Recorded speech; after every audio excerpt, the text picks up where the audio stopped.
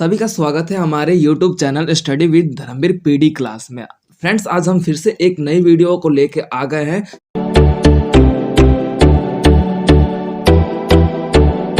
आपका जो first year का कोड है पोल साइंस बीपीएससी 132 यानी कि पोल साइंस का ये कोड है, जिसके अंतर्गत मैंने एग्जाम बेस पे 25 क्वेश्चन सेलेक्ट किए हैं जो आपके एग्जाम के लिए वैल्यूएबल और मोस्ट इंपोर्टेंट क्वेश्चन है। अगर इन 25 क्वेश्चंस को आप लोग बेस्ट तरीके से कर लेते हो, आपके एग्जाम में बेस्ट नंबर आने से कोई नहीं रोक सकता। तो इसी स्टूडेंट्स, आप इसी 25 क्वेश्चंस को आप लोग कर लीजिए। आप लोगों को ज्यादा टेंशन लेने की जरूरत नहीं है, बट इसे बेटर तरीके से आप लोग इन 25 क्वेश्चंस को कर लीजिए। ओके स्टूडेंट, तो आगे अपने वीडियो में स्टार्ट करते हैं कि कौन से और 25 क्वेश्चंस है जिसको पर्टिकुलर हम डिस्कशन भी करेंगे, उस क्वेश्चंस को किस तरीके से और उस क्वेश्चन में क्या क्या बातें पूछी गई है उसके बारे में डिस्कशन करते हुए अपने वीडियो को कवर करेंगे। ओके स्टूडेंट, आते हैं अपने वीडियो को स्टार्ट करते हैं।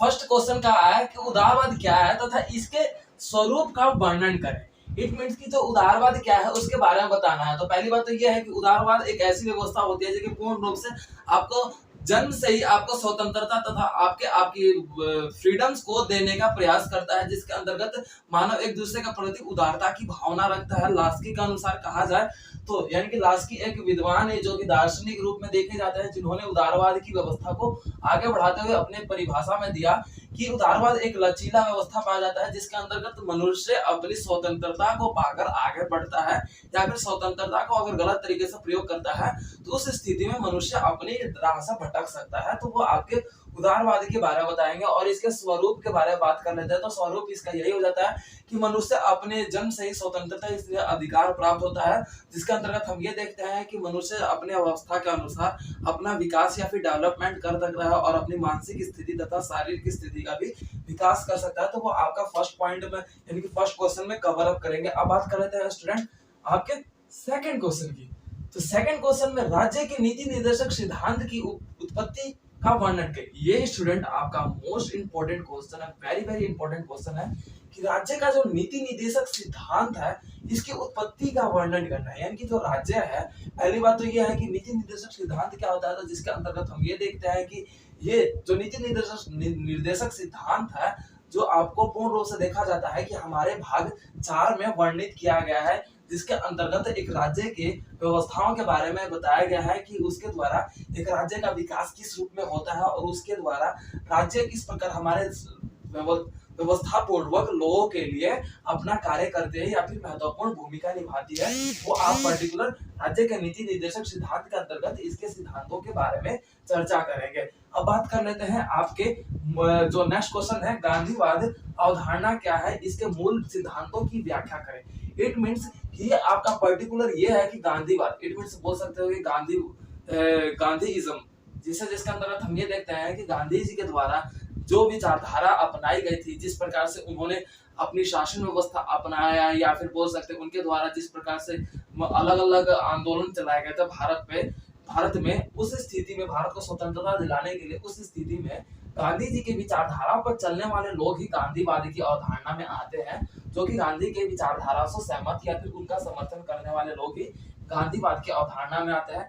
इसके मूल सिद्धांतों की बात कर लीजिए तो गांधीवाद इट मीन्स कि जैसे गांधी जी ने अलग अलग सत्याग्रह आंदोलन, आपके स्वराज आंदोलन, स्वदेशी आंदोलन, या फिर चंपारण आंदोलन, या फिर बोल सकते हो कि नमक आंदोलन, इस तरीके से अलग अलग आंदोलन करवाए थे। तो उनके वो मूल सिद्धांत थे वही जो आपके जो मैंने पॉइंट्स बता दिए। अब बात कर लेते हैं क्वेश्चन नंबर 4 की, भारत में सांप्रदायिक की उत्पत्ति का वर्णन करें। और मोस्ट इंपोर्टेंट क्वेश्चन है स्टूडेंट, इन्हें अच्छे से कर लीजिएगा। भारत में सांप्रदायिकता की उत्पत्ति का वर्णन करें। इट मींस सांप्रदायिकता की बात कर लेते हैं तो भारत एक धर्मनिरपेक्ष देश होते हुए भी जिसके अंतर्गत हम ये देखते हैं कि लोकतंत्रीय व्यवस्था होने के बावजूद भी भारत में अलग अलग जाति वर्ग के लोग पाए जाते हैं, जिसके अंतर्गत हम ये देखते हैं कि आज भी कुछ क्षेत्रों में आपका संप्रदाय या फिर समुदाय के अनुसार लोगों में वो विभाजन देखने को मिलता है। तो पहली बात तो ये इसका जो लोगों में विभाजन देखने की सोच व्यवस्था है उसकी उत्पत्ति का कारण यही है कि लोगों में शिक्षा की कमी है, ठीक है स्टूडेंट, और नीति व्यवस्था में बेहतरीन नीति व्यवस्था न होने के कारण कानूनी व्यवस्था में ढील इस तरीके से आपके कानूनी व्यवस्था में लचीला, संविधान व्यवस्था में लचीला या फिर शिक्षा व्यवस्था में कमी के होने के कारण सांप्रदाय समुदाय आज भी भारत में देखने को मिलता है। अब बात कर लेते हैं क्वेश्चन फिफ्थ की, आपातकालीन की स्थिति का वर्णन करते हुए इसके प्रभाव का वर्णन करें। इट मीन्स कि आपके आपातकाल जो लगाए गए थे इंदिरा गांधी के द्वारा, उसकी स्थिति क्या थी तथा आपातकाल लगाने के कारण उस पर किस प्रकार से भारत पर प्रभाव पड़ा, यानी कि इफेक्ट क्या पड़ा, उसके बारे में बताना है।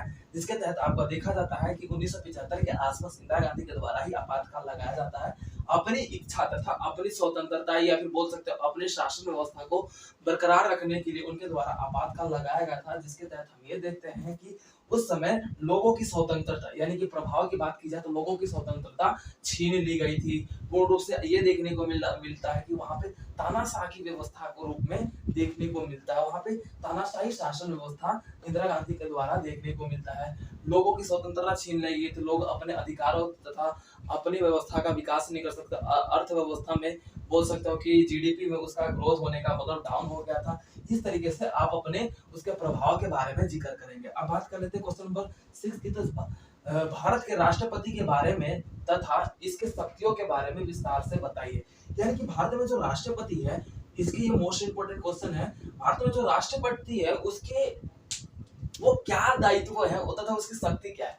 पहली बात तो यह है कि जैसे आपको वर्णन करते हुए देखेंगे कि राष्ट्रपति आपका किस क्षेत्र से, यानी कि राष्ट्रपति शासन व्यवस्था किन देशों से दिया गया था, उससे वर्णन करते हुए ये बताएंगे कि राष्ट्रपति जो पूर्ण रूप से आप ये देखा जाता है कि भारत का प्रथम नागरिक राष्ट्रपति को माना जाता है। जिसके अंतर्गत हम ये देखते हैं कि राष्ट्रपति तीनों सेनाओं का अध्यक्ष होता है। इसकी शक्तियों की बात कर ली जाए तो राष्ट्रपति ही आपका देखा जाता है तीनों सेनाओं का अध्यक्ष होता है, वही उसका मुखिया होता है। राष्ट्रपति ही आपका देखा जाता है कि जो आईपीएस और यूपीएससी में जो बनकर हमारे सामने हमारे आईपीएस के बोल सकते हैं जो भी है, जो आपके सरकारी व्यवस्था को चलाने का कार्य करते हैं, वो उनका शपथ भी आपका राष्ट्रपति दिलाता है। और इसके अंतर्गत हम ये देखते हैं कि जो आपका जज को भी शपथ राष्ट्रपति को ही दिलवाया जाता है। और जो आपका प्रधानमंत्री का भी शपथ आपका देखा जाता है कि पूर्ण रूप से आपका राष्ट्रपति ही का ही निगरानी में देखने को मिलता है। और राष्ट्रपति ही किसी बोल सकते हो मुजरिम को बेगुनाह साबित करने का अधिकार सारा राष्ट्रपति ही दो होता है। और राष्ट्रपति का जो वर्णन है अनुच्छेद किसमें किया गया है, तो ये आप पर्टिकुलर क्वेश्चन नंबर 6 में करेंगे।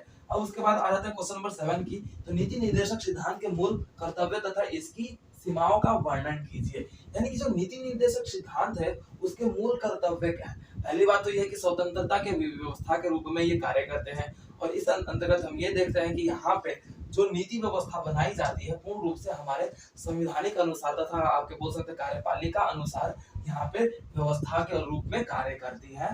तो ये उसकी कुछ सीमाएं होती हैं जो आप चैप्टर क्वेश्चन नंबर 7 में कवर करेंगे। ये क्वेश्चन है आपका, भारतीय राजनीति के अध्ययनों उदारवादी और मार्क्सवादी उपागमों की व्याख्या करें। अब इसके अंदर हम ये देखेंगे कि जो आपके दो तरीके से अध्ययन है, दो पक्षीय व्यवस्था का अध्ययन है, आपके उदारवादी और मार्क्सवादी। उनके अंतर्गत हम भारतीय राजनीति का वर्णन करेंगे क्वेश्चन नंबर 8 में, जिसके अंतर्गत आप ये देखेंगे कि उदारवादी पूर्ण रूप से आपके स्वतंत्रता के ऊपर चला जाता है, जो मार्क्सवादी है आपका पूर्ण रूप से इसका विरोधी होता है। तो इन दोनों की जिस प्रकार से आपस में आमना सामना होता है, उस स्थिति में भारतीय राजनीति पर क्या प्रभाव पड़ते हैं, उनके उपागमों का चर्चा हम क्वेश्चन नंबर 8 में करेंगे। अब बात कर लेते हैं क्वेश्चन नंबर 9 की। तो क्वेश्चन नंबर 9 है, जनजाति क्या है, यह जाति किस प्रकार भिन्न है तथा इसकी विशेषताएं बताइए। तो पहली बात तो यह है कि जनजाति जैसे कि वह क्षेत्र के जाति लोग पाए जाते हैं जो अपने आप को स्वयं से साधारण व्यक्तियों से अलग मानते हुए अलग अलग क्षेत्रों में, छोटे क्षेत्रों पे या फिर पहाड़ी इलाकों में रहना पसंद करते हैं, जो एक समुदाय से भिन्न जाति के रूप में जाने जाते हैं। और उनका जो व्यवस्था है पूर्ण रूप से ये देखने को मिलता है कि वह वैवाहिक व्यवस्था भी उन्हें अपने जातीय व्यवस्था में ही करते हैं, वो दूसरी जाति में अपनी शादी या फिर विवाह नहीं करते। और उस स्थिति में वो पहाड़ी क्षेत्रों में अत्यधिक रूप में देखने को मिलते हैं। उनकी विशेषता यह है फ्रेंड्स कि वो आपके देखे जाते हैं वो प्राकृतिक व्यवस्था में, यानी कि प्राकृतिक वातावरण में वो प्रकृति को महत्वपूर्ण या फिर प्रकृति को एक ईश्वर के समान मानते हैं। तो इस तरीके की आप आंसर इसे एक्सप्लेन कर सकते हैं। तो ये आपका मोस्ट इंपोर्टेंट क्वेश्चन है फ्रेंड्स, तो आप इसे अच्छे से कर लीजिएगा। अब आ जाता है क्वेश्चन नंबर 10 की, भारत की प्रधानमंत्री की नियुक्ति तथा इसके शक्तियों का वर्णन करें। यानी कि भारत के प्रधानमंत्री जो है वो किस प्रकार उसको नियुक्त किया, किन किन प्रकार प्रत्यक्ष रूप में नियुक्त किया जाता है या फिर अप्रत्यक्ष रूप में, तो आपको पता होना चाहिए। और उसी के बारे में बताना है कि भारत की प्रधानमंत्री की नियुक्ति किस प्रकार से की जाती है। और तथा शक्तियों की बात कर लेते हैं तो शक्तियों भारत किस प्रकार से आपके कैबिनेट व्यवस्था या फिर कैबिनेट मंत्री को या फिर मंत्रिमंडल का नियुक्ति करता है भारत के द्वारा ही, या फिर बोल सकते हैं कि प्रधानमंत्री के द्वारा ही कैबिनेट मंत्री को नियुक्त किया जाता है। इस तरीके से आप क्वेश्चन नंबर 10 में लिखेंगे। अब बात कर लेते हैं क्वेश्चन नंबर 11 की। राष्ट्रपति की विधायी शक्तियां कौन सी है, वर्णन कीजिए। ये इंपॉर्टेंट क्वेश्चन है, आप इसे अच्छे से कर लीजिएगा। तो राष्ट्रपति की विधायी शक्तियां यही होती है स्टूडेंट, जो राष्ट्रपति होता है वो कैबिनेट मंत्री को नियुक्ति करने के लिए बोल सकते हैं कि किस प्रकार से प्रधानमंत्री को सलाह विमर्श करता है। वही आपके देखा जाता है कि लोकसभा और राज्यसभा के किस प्रकार से मनोनीत सदस्य को किस प्रकार से चुनकर आपका देखा जाता है कि राष्ट्रपति ही लेके आता है। राष्ट्रपति के पास ही अधिकार होते हैं उन सदस्यों की नियुक्ति करना, तथा आपका देखा जाता है कि लोकसभा का जो स्पीकर होता है आपके राष्ट्रपति के नाम से ही संबोधित किया जाता है। तो ये आपकी विधायी शक्तियों के बारे में आप यहाँ पे क्वेश्चन नंबर 11 में चर्चा करेंगे। अब बात कर लेते हैं क्वेश्चन नंबर 12 की।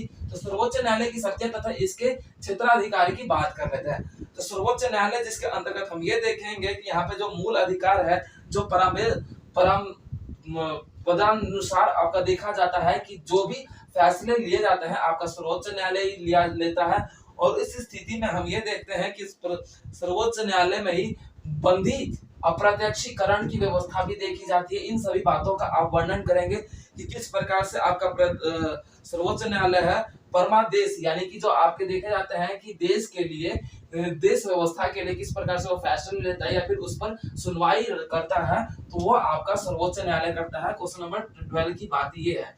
अब बात कर लेते हैं आपका क्वेश्चन नंबर 13 की। बहुदलीय प्रणाली का अर्थ स्पष्ट करते हुए इसके गुण व दोषों की चर्चा करें। यानी कि बहुदलीय इट मीन्स कि यहाँ पे पर्टिकुलर देखा जाता है स्टूडेंट की यहाँ पे एक दल ना होकर दो दल होते हैं, जिसके अंतर्गत वहाँ पे शासन व्यवस्था दो दलीय व्यवस्था के अंतर्गत या फिर दो से अधिक दलों का व्यवस्था देखने को मिलता है और पूर्ण रूप से उनके अनुसार ही आपका व्यवस्था चलाया जाता है। और यहाँ पर दो दल होने के कारण, अगर गुण की बात कर लीजिए, दो दल होने के कारण क्या होता है कि शक्तियों का, यानी कि शक्तियों का बंटवारा दो रूपों में हो जाता है। तो कोई भी व्यक्ति, कोई भी दल निरंकुश नहीं होता है। और भी गुण की बात कर ली जाए तो गुण में यही हो जाता है फ्रेंड्स कि यहाँ पे शक्तियों के बंटवारा होने के कारण जो कार्य भी बट जाते हैं, तो कार्य करने में आसानी हो जाती है। और सबसे बड़ा दोष ये होता है कि यहाँ पर चुनावी व्यवस्था में खर्चा ज्यादा हो जाता है, समय की बोल सकते हैं कि खपत होने लगती है। तो ये आपका दोष हो जाता है, जो कि ये आपके क्वेश्चन थे।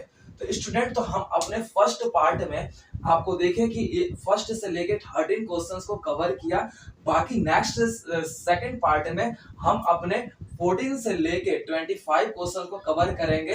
ये वो क्वेश्चंस है स्टूडेंट जो कि आप अपने पेपर के लिए, एग्जाम प्रिपरेशन के लिए आपके 25 क्वेश्चंस मैंने ये बता रखे हैं, उसके अकॉर्डिंग ये आपकी क्लास चल रही है, जिसके अंतर्गत आपका फर्स्ट पार्ट का ये वीडियो आपका देखा जाएगा कि आपका 13 क्वेश्चन होगा और उसके बाद आपका सेकंड पार्ट में आपके 12 क्वेश्चंस को कवर करेंगे। तो आई होप कि आप लोगों को ये टॉपिक्स क्लियर हो चुका होगा। पर्टिकुलर एक एक क्वेश्चन क्या बात पूछ रहा है, किस तरीके से उसमें आंसर लिखना, वो सारे मैंने आपको क्लियर कर दिया।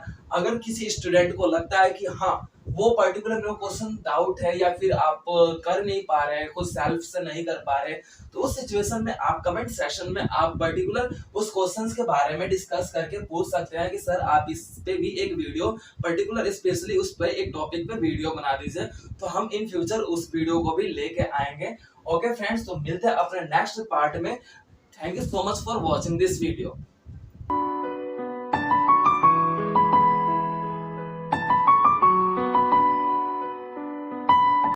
तो वीडियो को like, comment, share and subscribe करना ना भूलें।